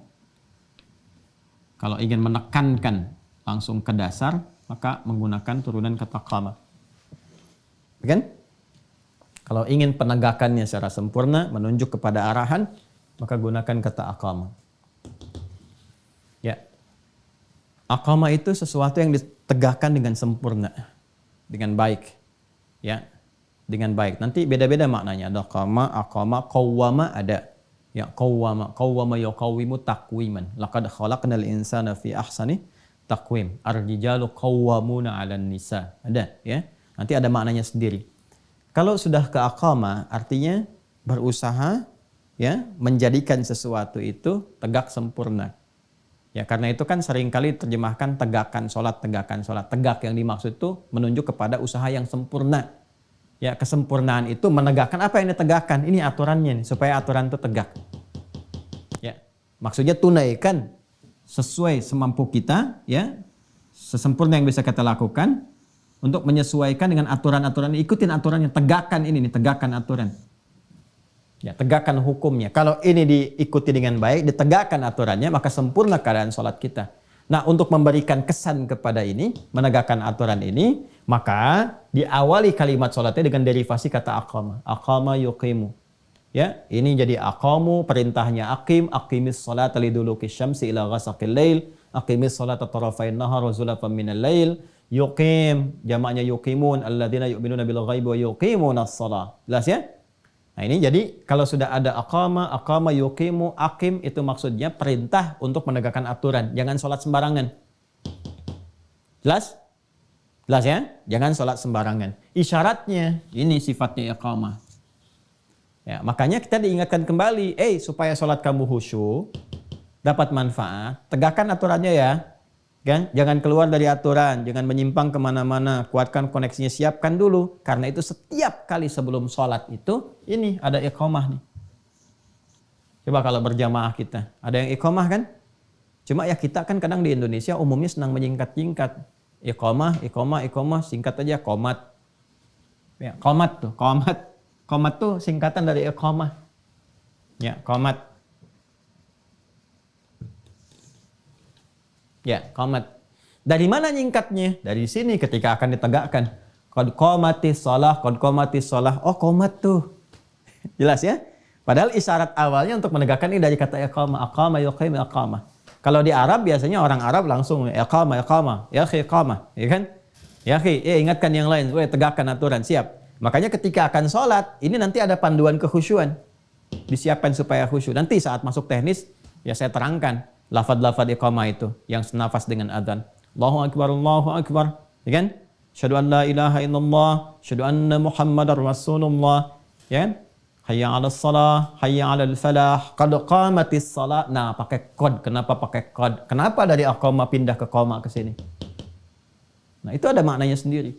Nah, jadi kalau sudah ada iqamat, artinya ini panduan kepada kita pengingat untuk mulai menegakkan aturan supaya khusyuk. Supaya khusyuk. Dan nanti kata khusyuk ini, ya kata khusyuk nanti kita akan bahas detail. Puncaknya adalah membawa kita tersambung ke sini, ke Allah. Ya. Itu nanti di Al-Baqarah ayat 45 sampai 46. Nanti kita bahas detail. Ya. Wasta'inu bis-sabri was-salah wa innaha lakabiratun illa 'alal khashi'in. Siapa khusyuk itu? Alladzina yadhunnuna annahum mulaqu rabbihim. Ini. Ya, tersambung dengan Allah. Jadi kalau kita benar ini nyimak iqamat dengan benar, belajar aturannya. Jadi begitu qomat, ya, begitu iqamah, Allahu akbar, ingat ini, terbawa kita ke sini. Jelas ya? Nah, jadi iqamah itu bukan kalimat-kalimat sembarangan, bukan formalitas sholat dimulai. Ya, bukan formalitas jamaah disiapkan, tidak. Ya, ini mengikat semua. Makanya mengikat ke imam juga. Begitu iqamah disampaikan, ya, diperdengarkan, imam kan berbalik melihat makmum semua. Ya, lalu melihat safnya, istaqimu, dilihat itu. Ya, itu bukan tanya jawab, sudah tahu, tidak. Itu begitu dicek tuh dilihat. Saya kalau di Tripoli itu muter. Ya, minimal saf terdepan itu. Ke samping itu ngelihat tuh. Terus dilihat kakinya, dilihat lurusnya dan sebagainya. Terus dilihat siapa yang sholat. Ya, siapa yang sholatnya? Apakah orang mampir, transit, atau orang mukim? Ya, kemudian orang tua atau yang remaja atau anak-anak kecil. Selain nata sholat, nata saf dalam sholat, itu menata nanti surat apa yang dibaca supaya tercover ya oleh makmum pada umumnya. Jadi makmum tuh bisa kuat. Jangan sampai cuman istaqimu, nengok juga enggak. Ya, enggak tahu siapa yang sholat di belakang. Dibacakan Al-Baqarah. Ya, sholatnya sholat Isya sampai akhir lagi. Ya, 286 dibagi 2. Begitu nengok enggak ada yang tahan di belakang, udah hilang semua. Ya, jadi lihat siapa yang sholat. Ini ada yang mungkin takut ketinggalan pesawat. Ya. Di bandara kok ngimamin suratnya Yasin. Di bandara tuh kul aja kulhu. Ya, kul a'udzu birabbil falaq, kul a'udzu birabbin nas, selesai. Nah, di bandara kan mau pakai surat Yasin, mau pakai An-Nisa, Baqarahan. Tidak, bacakan yang singkat, yang padat. Orang nunggu jadwal pesawat. Ya, dan seterusnya tuh. Nah ini gambaran-gambarannya. Ya, nanti fikihnya akan masuk ke situ. Jadi saya ke sini dulu nih. Nah, pelaksanaan ini kalau sudah mau dieksekusi, kembali ke dasar ke sini, ke pokoknya. Ke pokoknya. Kalau sudah ke sini, ya, maka tinggal digunakan turunannya, kata gantinya. Siapa nih yang mau menunaikan? Kalau di sini kan Nabi sedang mengajarkan ya kepada laki-laki tadi. Laki-laki itu siapa ketika dilacak dalam sirah? Ini namanya nih, Khalad bin Rafi Az-Zuraiqi. Khalad bin Rafi' Az-Zuraiqi. Kita gali terus sampai ditemukan. Ya, tapi kan kalau saya keluarkan kitabnya ntar kayak kemarin tuh mejanya habis gitu. Ya, jadi Anda percaya aja dulu lah gitu. Percaya dulu. Ntar kalau udah ditunjukin cari sendiri deh. Ya. Jadi ini namanya Khalad bin Rafi' Az-Zuraiqi. Ya. Karena orangnya di hadapan Nabi, kata kedua kan, Kata kedua, anta. Anta itu kalau sudah masuk ke kata kerja berubah jadi tak aja. Udah. Ya tak. Ya kalau jadi objek untuk berdiskusi, ya kan, kata kerja kedua. Ya tinggal an-nya buang, tinggal taknya. Jadi di sini qama, ya qama ke sini tambah anta, ya an-nya buang, tinggal taknya. Cepatnya begitu. Kalau mau disambungkan, ini alif buang nih. Ini asalnya waw sebetulnya. Ya. Jadi tinggal ini kalau mau nyambung ke sini ini buang yang keduanya. Jadi kaf, mim. Nah, ini kan sudah dibuang, an-nya tinggal taknya begini. Taknya tetap begini. Ya. Sudah? Jelas ya? Nah, ini kan tadinya berharokat semua kan? Qama kan? Karena ini sudah dibuang, harus ada penyesuaian untuk menunjukkan bahwa ini nyambung. Kalau 3 huruf ini bersambung dengan kata ganti, maka huruf keduanya harus mati untuk menunjukkan ada ketersambungan. Maka ini seperti ini. Ya. Ini mati di sini. Tinggal qafnya harokatnya apa? Nggak boleh sama dengan yang awal. Kalau yang sini kan qa, ya. Qama. Ya, maka di sini kita kemudian gantikan untuk menunjukkan bahwa ini telah bersambung dengan ta, kata ganti kedua, pakai dhammah u. Jelas ya? Ya, kalau i terlalu berat, idza qimta nggak enak juga diucapkannya. Orang Arab pun nggak enak feelingnya, ya. Makanya menggunakan dhammah. Idza qumta. Kenapa menggunakan dhammah? Alasan keduanya untuk menunjukkan ini ada wawu yang dibuang. Ya, ini asalnya wawu nih, bukan alif. Untuk penyesuaian saja jadi alif. Ya, ini asalnya wawu. Panjang belajarnya, 6 tahun. Di ilmu sorof ini, ilmu sorof. Jadi ikutin aja dulu ya. Ini asalnya wawu, untuk menunjukkan wawu, apa kesesuaiannya pakai dhammah. Jadi idza qumta, qumta. Nah, jadi kalau sudah kembali ke bentuk ini, artinya siap ditunaikan. Kalau menggunakan bentuk ini, isyarat supaya menunaikan dengan sempurna, tegakkan aturan. Begitu aturan akan ditegakkan, akan dimulai ini, pindah ke bentuk ini, ke dasar. Awas nih, karena di Quran pun akan ditemukan. Ya, contoh nih ya, tadi kan isyarat nih, alladzina yu'minuna bil ghaib wa yuqimunas shalah. Ya, dan akan ditunaikan dengan sempurna, tegakkan aturan. Mau ditunaikan, dimulai dari wudu, ayat wudu dibuka kembali ke sini.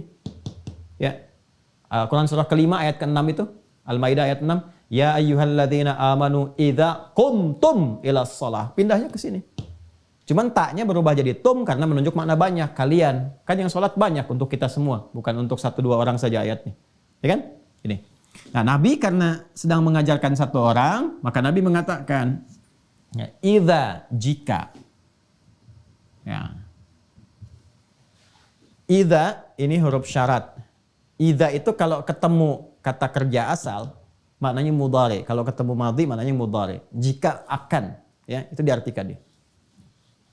Idza qumta kata Nabi. Nah, jika kalau ini rumus cepat saja ya. Kalau ada bersambung dengan kata ganti, yang diterjemahkan yang ininya dulu, yang orangnya dulu. Kata gantinya. Idza qumta, jika kamu, engkau, ya. Kalau kembali ke sana Khalad bin Rafi Az-Zurayqi, Nabi sampaikan, ya Khalad, jika engkau, ya kan? Qumta, ingin menunaikan sholat dengan sempurna, sesuai dengan aturannya. Nah, idza qumta ilas shalah, jika kamu ingin menegakkan, mulai ini ya, ingin mulai melakukan sholat dengan sempurna, sesuai dengan aturannya, maka lakukan sebagai berikut. Jelas ya? Nah ini, jadi ini yang saya tunjukkan kalau menemukan kata ini di Al-Quran, tadi hadis, atau yang ini, itu perbedaannya demikian. Maaf ya, sabar ya kalau agak detail dijelaskan supaya betul-betul paham mengakar. Bismillah, teruskan. Idza qumta ilas shalah, nah kita ini masuk definisi. Nah tadi ini dahsyat tuh gini dalam Islam. Dari mana ditemukan istilah ibadah dibuka dengan takbir, diakhiri dengan salam, kan? Nah dari mana tuh? Bukan sembarangan. Ini referensinya dari sini. Ya, idza qumta ilas shalah, apabila kamu, ya kan, akan menunaikan salat dengan sempurna, ya, menegakkan aturan itu, fakabbir, maka dibuka dengan takbir. Ya, dijelaskan oleh Nabi. Begini caranya. Nah, ini kan gambaran umum saja. Ya, nanti detailnya ada lagi di riwayat yang lainnya. Ini gambaran umumnya dulu. Makanya tadi saya sampaikan kan, yang menyimak kisah itu ada berapa orang, ya kan? Dari sekian orang kan ceritanya bisa macam-macam. Nabi nyampaikan begini, ada yang detail menyampaikan tuh si fulan orangnya begini, diajarin begini. Bisa jadi begitu. Ya. Nanti kita akan lihat riwayat yang lainnya. Fakabbir, maka dibuka dengan takbir. Ya, tsumma qra ma tayassara ma'ak minal Qur'an. Kemudian setelah itu baca Yang paling ringan, yang paling mudah yang kamu hafal dari Al-Quran. Ma tayassara ma'aka, yang paling ringan. Ya, jadi prinsip sholat itu yang memudahkan kita. Ya, ringan itu bisa relatif. Bagi orang hafal Quran ringan ya Al-Baqarah ringan, Ali Imran ringan, ya kan? Ya, bagi yang mengawali awal-awal ini prinsipnya memberikan kemudahan. Ya, jangan sampai kalau ada orang misalnya mu'alaf masuk Islam langsung sholat. Oh, kalau kamu mau dapat faedah yang banyak istimewa, apalin Al-Baqarah. Enggak. Kan bismillah dulu, Al-Fatihah cukupkan dulu, ayat-ayat pendek dulu. Anak-anak juga begitu fikihnya. Ya, jika anak-anak juga yang paling ringan dulu supaya dia senang dengan sholat itu nyaman, merasakan kenikmatan. Yang paling penting melatih konektivitas dulu. Yang penting nyambung dulu. Terus setelah sudah merasakan kenikmatan, nambah sendiri kok. Bapak Ibu juga begitu kan? Ya, kalau sudah tersambung, sudah merasa enak, pengen berlama-lama dalam sholat. Sujudnya pengen lama, berdirinya pengen lama. Silakan cek. Kalau nggak percaya silakan. Semakin iman meningkat, semakin kuat sinyalnya, semakin pengen lama terhubung. Ya, Anda aja kalau ngaji begini, ya kan nggak terasa udah 2 jam, 3 jam. Ya, bahkan kalau saya baru 1 jam mau saya akhiri aja, kok sebentar ya, udah 1 jam saya bicara. Kan, ini udah hampir 2 jam nih. Jadi kita tuh kalau sudah nyaman, apapun yang dikerjakan, itu enak aja. Ya, ini ya. Kemudian baca yang paling ringan. Faqra'u ma tayassara ma'aka minal Qur'an. Nanti dikonfirmasi di Al-Muzammil itu ayat 20. Faqra'u ma tayassara minal Qur'an. Kemudian, karena yang diajarin itu Khalad. Ingat, yang diajarin Khalad bin Rafi Az-Zuraiqi. Yang baru pertama tuh. Ya, boleh jadi ini orang-orang baru masuk Islam kan, baru belajar di awal-awal. Ini bukan selevelnya yang Abu Bakar, yang Umar bin Khattab, Ubay bin Ka'ab, Mu'adz bin Jabal, tidak. Kalau yang itu Mu'adz aja udah beda sendiri. Ya, Mu'adz, Ubay itu isyanya sudah Al-Baqarah sendiri. Ya, masih ingat gak kisah viral tentang itu? Nanti di akhir, jangan sekarang ya, supaya nggak lompat-lompat dulu. Kemudian tsummarka, ya setelah kamu berdiri baca surat yang paling mudah untukmu ruku'. Ini umum dulu ya. Hatta tatma'inna raki'ah, ya sampai kamu merasa nyaman dalam ruku'. Tuma'ninah. Perhatikan ya, masih ingat gak? Yang saya sampaikan di awal tentang manfaat sholat kemarin masih ingat? Ya, bukankah di antara manfaat sholat itu menghadirkan ketenangan dalam jiwa? Ya kan? Ketenangan, ala bidzikrillahi tatmainnul qulub. Ya, dan salat disebut zikir, wa aqimis salata lidzikri. Dan manfaat salat menghadirkan ketenangan. Nah, ini sudah manfaat pertama diberikan, disyaratkan oleh Nabi. Ya, tsumma raka, kemudian kamu ruku hatta tatma'inna raki'an, sampai kamu merasa tumakninah dalam ruku. Tumakninah itu bahasa Indonesianya tenang. Ya, itma'anna yatma'innu, itmi'nanan sifatnya tumakninah. Hatta tatma'inna, sampai kamu merasa tenang dalam ruku. Yang tenang itu apanya? Ya, yang tenang itu kan jiwanya. Kalau jiwanya sudah tenang, bawaan ke sikap ke apa-apanya itu nyaman. Ya, kelihatan nyaman, enak. Tapi kan kalau tenang itu kan bukan di tangan. Tangan tuh diam. Ya kan? Kalau tenang itu kan di hati. Ya. Kalau suara diam, jangan ribut, diam, jangan bergerak, itu diam. Kalau sudah tenang itu keadaan hati, tenang. Dari hati dipancarkan ke sikap, jadi diam.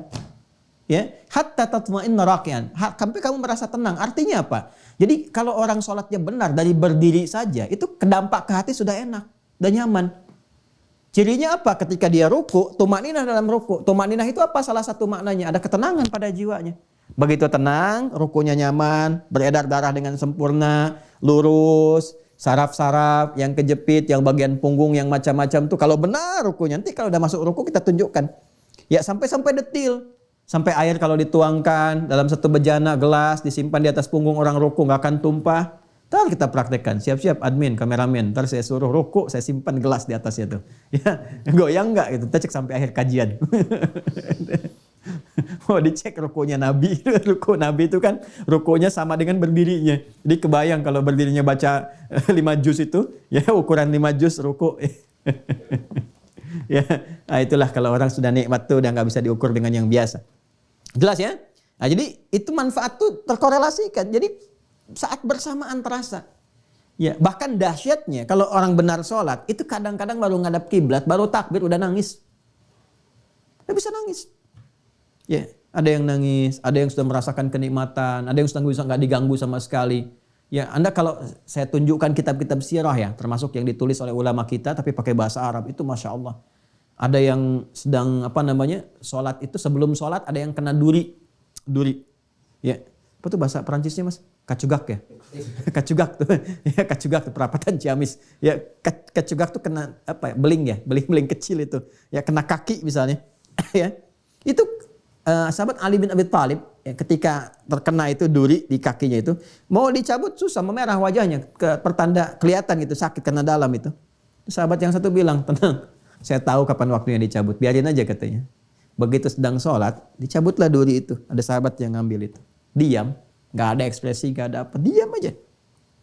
Kisahnya banyak lah, kisah-kisah tentang dahsyat seperti itu tuh. Ya, wah ini luar biasa lah, luar biasa ya. Dan ini hal-hal yang mungkin kalau kita bisa belajar, ya mudah-mudahan mendekati ya sifat-sifat kenikmatan sholat, kenikmatannya. Nah ini tatma'inna dalam ruku. Thummarfa, kemudian bangkit dari ruku hatta ta'tadila qa'iman. Ya, hatta ta'dila qa'iman, sampai dia tegak sempurna. Makanya disebut i'tidal. Ya, dari bahasa hadis Nabi. Jadi istilah-istilah ini bukan dimunculkan ulama sendiri, tidak. Ya, sampai tegak sempurna, lurus. Nanti ada detailnya lagi di At-Tirmidzi, nanti ada hadisnya detail. Ya, bagaimana cara tegaknya itu? Dari punggungnya dilihat, dari punggungnya, rusuknya seperti apa, ngadepnya kemana. Pokoknya sehat deh kalau benar-benar sholatnya bagus itu. Ya. Kemudian masjud, kemudian sujud setelah itu hatta tatma'inna sajidah, sampai kamu tumaninah dalam sujud. Sujud itu sudah tumaninah sendiri. Ya, Masya Allah ini ya, benar-benar deh kalau selesai sholatnya betul itu harusnya nggak ada kegelisahan itu. Thummarfa, kemudian bangkit dari sujud hatta tatma'inna jalisan, sampai kamu duduknya itu tumaninah. Ya, waf'al dzalika fi salatika kulliha. Nah, kalau sudah paham begitu, dari berdiri, ruku', i'tidal, sujud, duduk, kerjain deh sesuai dengan jumlah rakaatnya di semua sholat yang kamu kerjakan. Kata Nabi begitu. Nah, ini bahasa umum di Al-Bukhari. Ya, di Muslim nafas dengan ini. Jadi di hadis Muslim hadis 397 itu sama persis dengan ini. Ya, sama persis. Jadi saya tidak baca ulang karena semua sama. Hanya ada beberapa penekanan-penekanan, kayak misalnya di sini ta'dila, di sini ta'tadila. Jadi bisa dibaca ta'dila, bisa dibaca ta'tadila. Ya, contoh kalau kita baca cepatnya dari Al-Limni, ya kan? Idza qumta ila as-salati fakabbir, thumma qra' ma tayassara ma'aka min al-Qur'an, thumma rka' hatta tatma'inna raki'an, thumma irfa' hatta ta'tadila. Nah, benar kan yang saya katakan? Jadi kalau di sini ta'dila, di sini ta'tadila.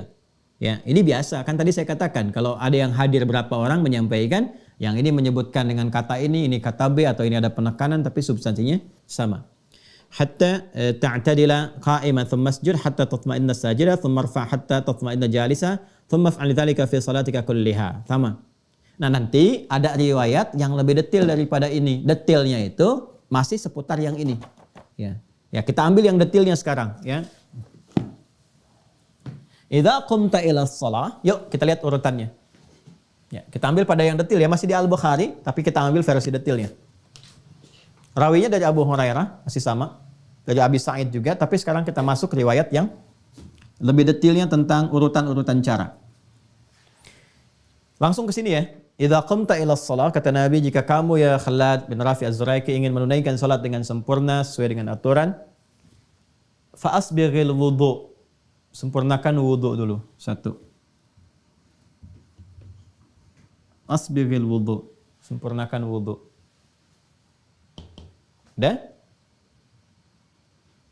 Dan kesempurnaannya menggunakan kata isbagh. Asbighil wudu.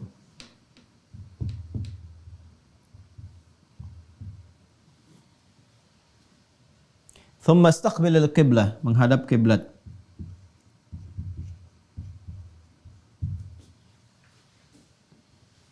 Sudah? Idza qumta ila shalah fa asbighil wudu, thumma istaqbil al-qiblah. Kemudian menghadap ke arah kiblat. Ya, setelah sempurna ini baru dimulai. Fakabbir, baru dengan bertakbir. Nanti di situ ada detil. Dimulai salat. Mulai praktek salat. Ya, sampai akhir nanti. Ya, dan nanti yang dari sampai akhir dikonfirmasi di hadis-hadis lain. Nanti saya tunjukkan hadis-hadisnya. Ada yang di Abu Daud, ada yang di At-Tirmidzi, ada yang di An-Nasai, dan yang lain-lainnya. Ya, dari mulai mengangkat tangan bagaimana, niat kapan dilakukan, kemudian juga lisan mengucapkan apa, maknanya apa. Dan ini saat membahas ini semua itu akan didapatkan 3 pendekatan berdasarkan 3 muqaddimah di awal. Makanya muqaddimah itu ke bawah-bawah. Ya, maaf kalau muqaddimah itu panjang misalnya, kadang 2 jam lebih, 2 jam kurang. Ada beberapa edisi yang kita pecah karena memang ke bawah terus. Ya, kebawa terus sampai akhirnya. Dan mudah-mudahan saya tidak harus mengulang terus ya. Nah, ini 3 pendekatannya cara. Udah? Caranya bagaimana? Cara wudhu bagaimana? Ya kan? Cara menghadap kiblat seperti apa? Praktek dari awal sampai akhir bagaimana? Ya. Kemudian bacaan terkait dengan makna.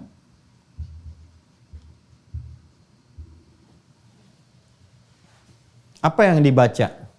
Saat wudhu ada bacaan nggak? Dimulai sampai akhirnya. Ya kan? Kenapa bacanya itu? Maknanya apa? Yang terakhir adalah hikmah.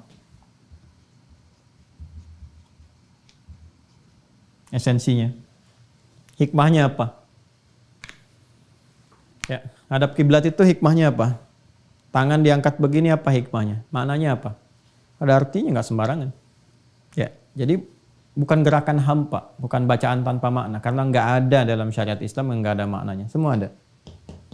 Ya, dan ini ada referensinya, ya, baik dalam nanti Al-Quran, hadis ataupun nanti petunjuk-petunjuk yang disampaikan oleh para ulama, termasuk kitab-kitab yang sebagian saya tunjukkan kemarin.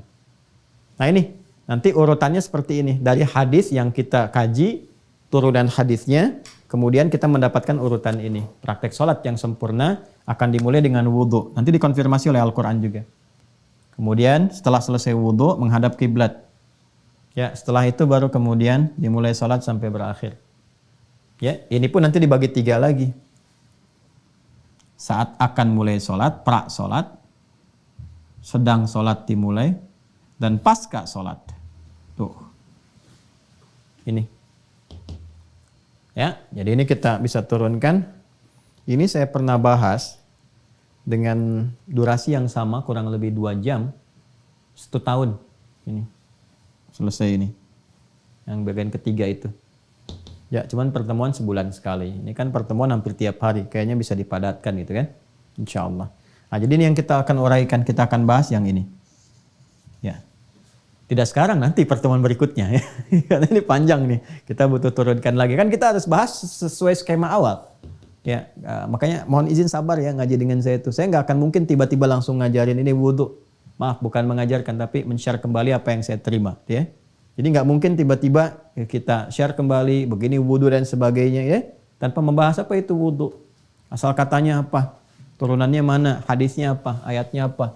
Kalau sudah mengerti dasarnya, ya, sudah mengerti, paham, baru kita bahas caranya seperti apa dan seterusnya. Nah ini yang dimaksudkan. Nah, jadi kurang lebih seperti itu bahasan kita, teman-teman sekalian, di pertemuan kali ini. Alhamdulillah, semoga berkah. Kalau ada hal-hal yang kurang tepat dalam disampaikan, mohon dimaafkan. Kalau ada yang tidak tepat informasi yang diuraikan, mohon diberi catatan supaya saya bisa luruskan, dikoreksi. Dan kita mudah-mudahan dibimbing oleh Allah untuk memperbaiki diri kita semuanya. Saya sudah sampaikan dasar-dasarnya, termasuk nanti juga hal-hal terkait dengan referensi kita, madhabnya juga saya nanti turunkan dan seterusnya.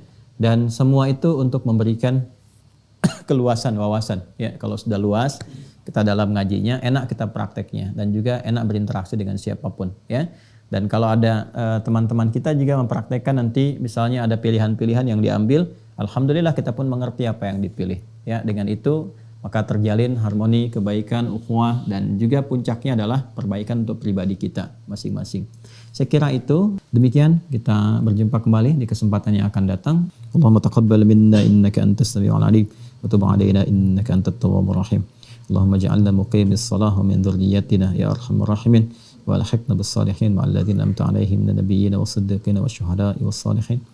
وحسن أولئك رفيقا اللهم بارك لنا يا الله في هذا اليوم وفي كل الأيام الباقية يا رب العالمين كما تحب وترضى صلى الله على سيدنا محمد وعلى آله وصحبه أجمعين وآخر دعوانا سبحانك اللهم وبحمدك نشهد أن لا إله إلا أنت نستغفرك ونتوب إليك والحمد لله رب العالمين السلام عليكم ورحمة الله وبركاته.